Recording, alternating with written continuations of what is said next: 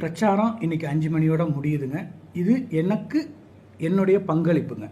நல்லா புரிஞ்சுக்கோங்க, இது பிரதமருக்கான தேர்தல். திமுகவையோ அதிமுகவையோ சீமானையோ யாரையுமே யோசிக்காதீங்க. உங்களுக்கு யாரு பிரதமராக ஆகணும், இப்ப இருந்தவங்க இது வரைக்கும் என்ன பண்ணாங்க, அவ்வளோதாங்க வேணும்.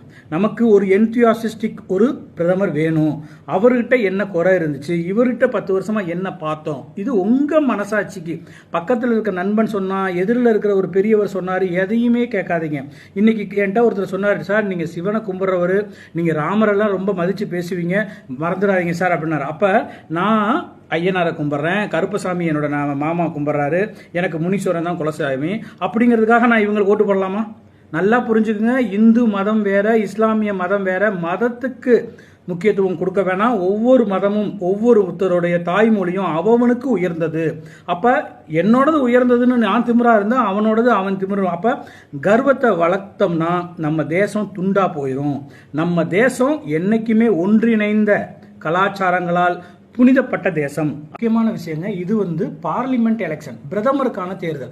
இப்ப இவங்க பிரதமரா அவங்க பிரதமரா, இதுக்கு இடையில 2 பேர் வீணா ஓட்டை பிரிக்கிறதுக்காக இருக்கிறாங்க. அவங்களுக்கு ஓட்டு போட்டீங்கன்னா இது கடல்ல கறக்கிற பெருங்காயம். நல்லா புரிஞ்சுக்கோங்க, இவ்வளவு பெர்சன்டேஜ் எனக்கு ஓட்டு இருக்குன்னு காமிச்சுக்கிறதுக்கு தான் அது. நீங்க உங்க வாக்க அருமையா பயன்படுத்துவோம்.